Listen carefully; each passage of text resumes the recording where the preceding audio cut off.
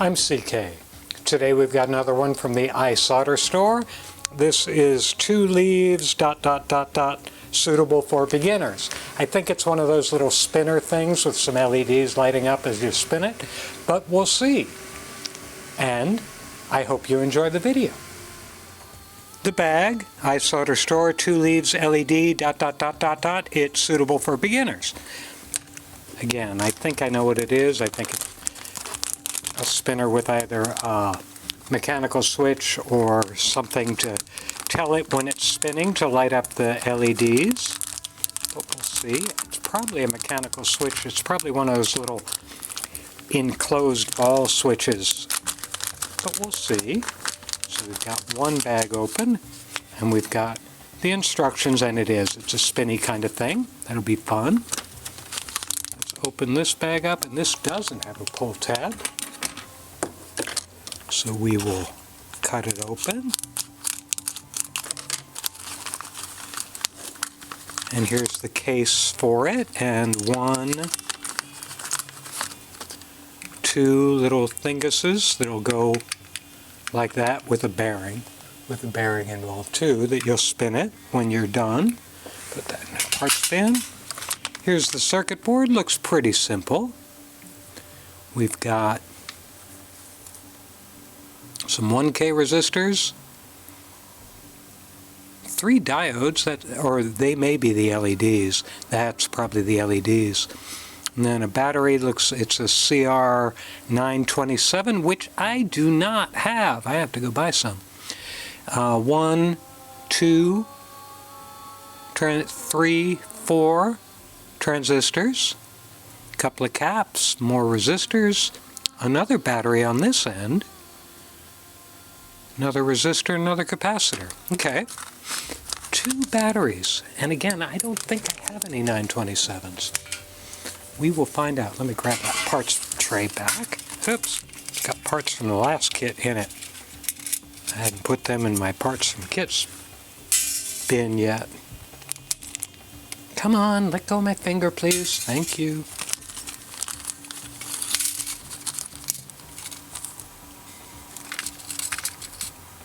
Here are our resistors. Here's the bearing that it will spin on. It's okay, it's not great, but that thing's heavy enough that it shouldn't matter. Then we've got, oh, I see, it does not. It's not like, I did another one of these that had a little reed type switch that turned it on and off, but it looks like this is the on-off switch. And here, if you'll notice, there's a little cutout in the plastic that will go on, I'll show you. It'll go on top of that switch to turn it on or off. And the resistors and the battery holders, which already have some corrosion on them, I'll clean that up. And 1, 2, these are 104. These are very small caps. I'm actually not quite sure why they even bother to put caps on here, except for they're going to the transistors. I mean, this one is going to the gate on that. Oh, okay, I see what's going on. That's how I think it's going to oscillate between the 2 sets of LEDs, but I'm not certain. Let's look at the picture again. I mean, the paperwork again. Gyroscope B. This product is a solder practice kit, not an SMD kit. Yes, you're right. 4 LED colors. Okay, we'll take a look at that.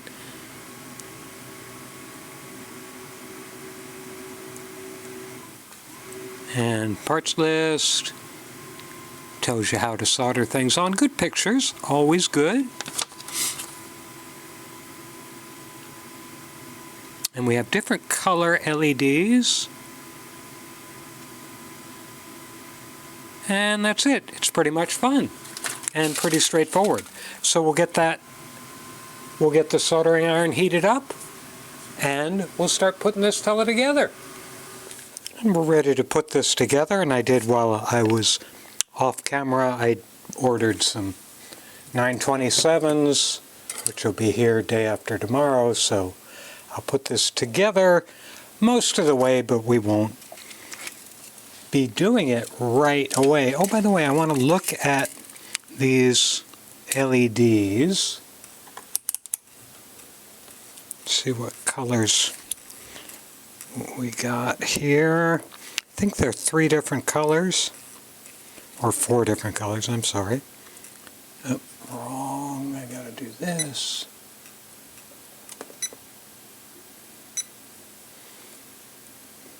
It's green.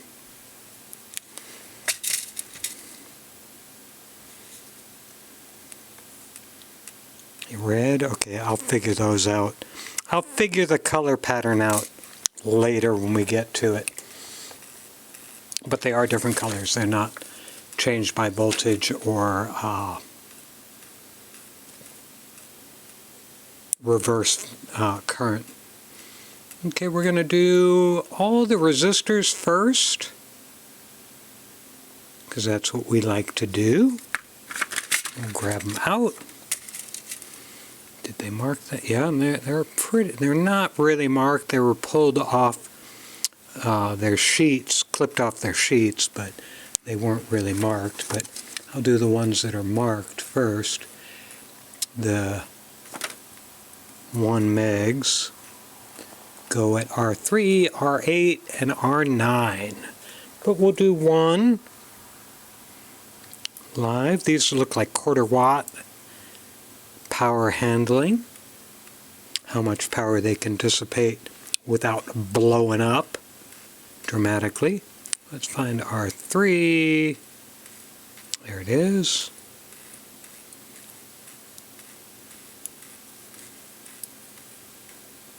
Put that through, grab my solder up and my soldering iron, and we'll see how the solder board, the circuit board works with solder. Works very well. So that's good. And with that, there's not much more to say about resistors and putting them on. So I will mute the audio and speed up and probably cut some of it out so you can enjoy resistor time for this kit.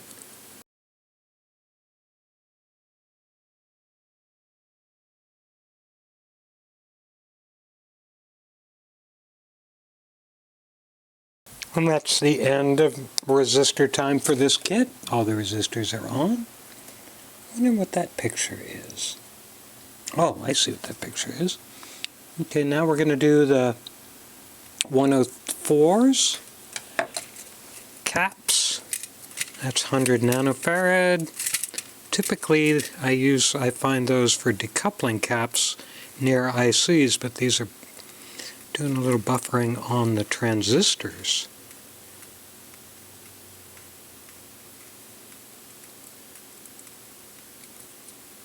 Which is what effectively they're doing on an IC also, but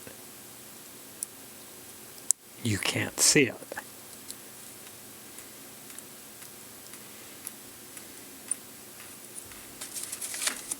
There they go.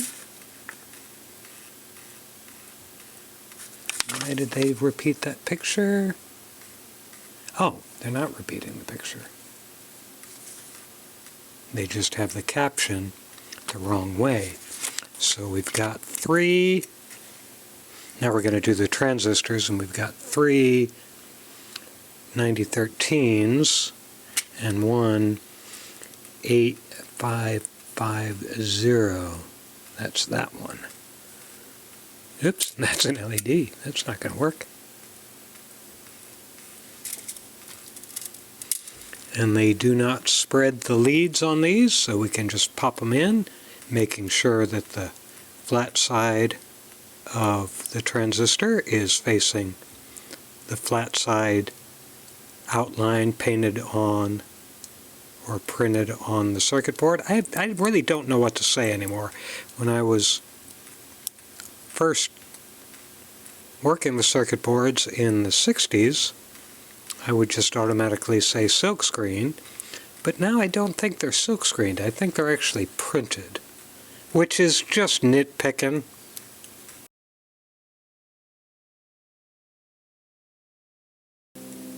And there's all that stuff. Now we're going to do the transistors, and while it doesn't technically matter what order they go in, we will set them up the way the build guide recommends, and that means we have to find out which color is which.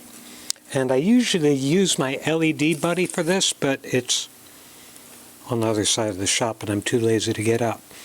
So we want to go red, green, blue, orange. Red, green, blue, orange. So let's see what color this one is. That's the red one. Now what I'm doing, instead of using my LED buddy, is what I used to do, which is just have my meter in continuity mode,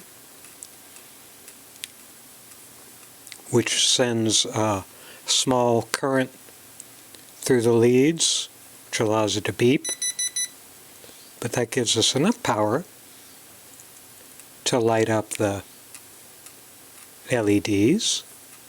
You don't want to hold it on too long, because without a current limiting resistor you could damage the LED. It's unlikely from meter power, but why take the risk?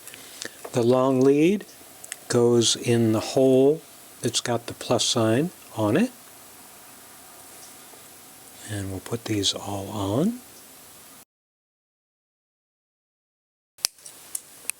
There, the LEDs are in place. Now we'll put the tactile switch on, and let me see where that goes. I think it goes on the back, doesn't it? Yeah, it goes there.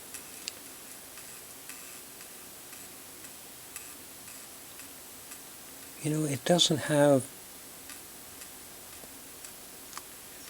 The pictures are kind of not quite in order with the words. So this is almost surface mount like, that little switch. So what I'm going to do is do my surface mount techniques. I'm going to put a little dab of solder right here on that pad. Then I'm going to pick the switch up with my tweezers and drop it. Put it there. Get it lined up pretty much. And then put my soldering iron back on that little piece of solder pad I already tinned. And there, it's on. Not going anywhere. Now I can solder the other 3 connections. That's that. Now we're going to put the battery connections on. And, oops, just going to jump out of my hand. You may be able to see here, there is a little tab back here, and there's a little outline on the board showing you where the tab goes, which makes sense since you want the tab on the inside, since you're going to be pushing the battery in from the outside.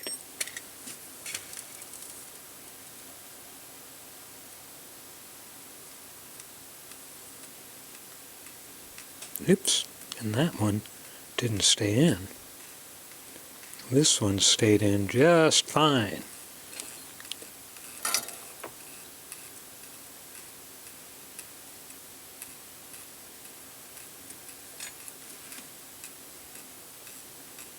It's a little high, and these are friction fit. Look, I got my fingerprints on that solder because I touched it when it wasn't quite cool, and I didn't even notice.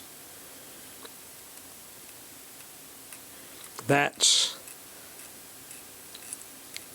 why you don't hear me complain about some things when I'm soldering, because I can't feel it.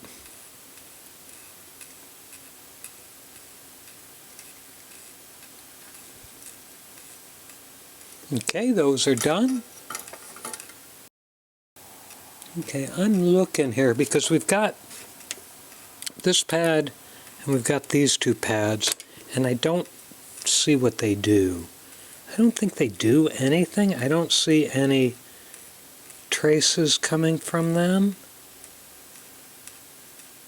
And there's no instructions to put anything on them. I'm going to look at it one more time really closely. It's got some Chinese writing there pointing at them, but it doesn't tell me anything. Now the next step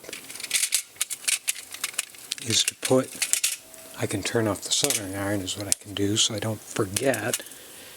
We'll take the bearing, put it in this side of the case so it's fully enclosed. Now we're not going to go any further right now because, again, I do not have...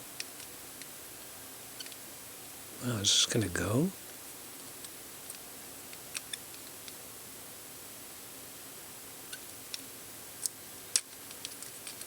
I think I may need to shove the transistors further down. I'm going to double check this. Yeah, I'm going to have to... The transistors are too high up. Unless I'm doing it wrong. No, I'm not doing it wrong because the switch has to meet this little piece of plastic. So that's got to go kind of like that. And then this goes on top. But the transistors are too tall. I did not know I had to scrunch them all the way down. So I'm going to turn the soldering iron back on.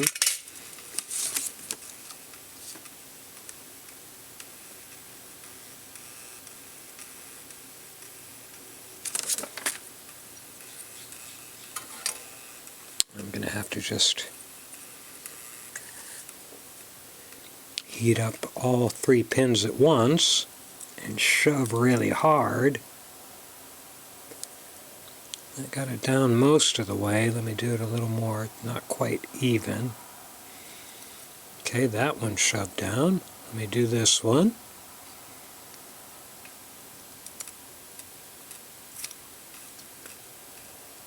In fact, I may just bend these over. I'm sorry, I'm not going to shove them all down. I'm bending them over instead. Now, this should work. Pretty much. Pretty much.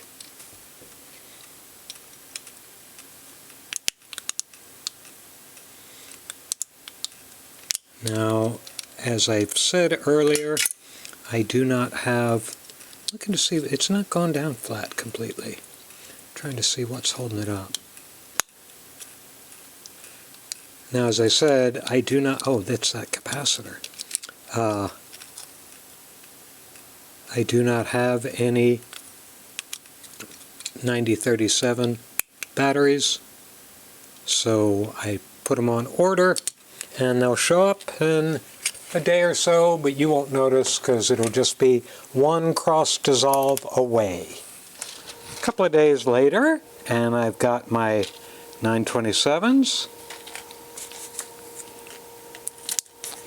and we'll cut them out. I didn't turn my overhead, my little light over my workstation on because I would just turn it right back off after I get these batteries in.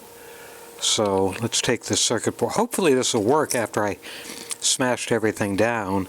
They didn't make it clear that you really need to make everything very flat in there. So we're going to push one 927 in here and one 927 in here, and it comes on, so that's good. So I'll click this button on the back and that turns it back off, so it must have been on. Now we will finish assembly. We'll put that in there and this way, so the little tab is over that switch that I just messed about with. Now we've got 4 little screws. It's probably the hardest part. Why is it not going? Does it go on that way? I guess it goes on that way. Goes on from the front side. Where's my little screwdriver?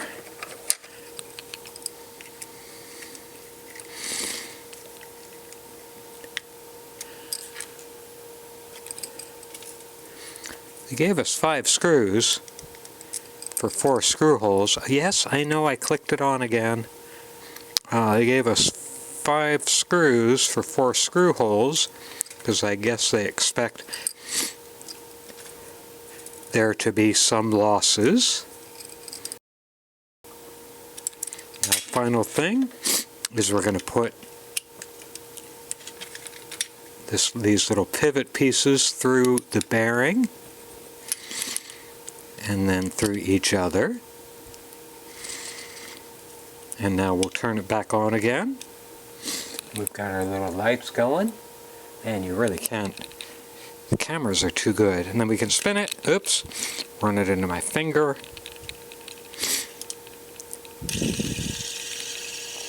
There we go. Actually, I'm going to turn my big overhead off. Hold on, I'll just set this down and have it spin, and I'll turn my big overhead off.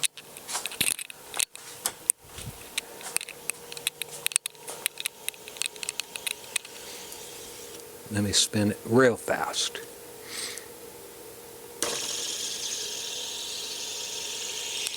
So that's what it looks like. Kind of fun to fidget with. You can have it in your hand.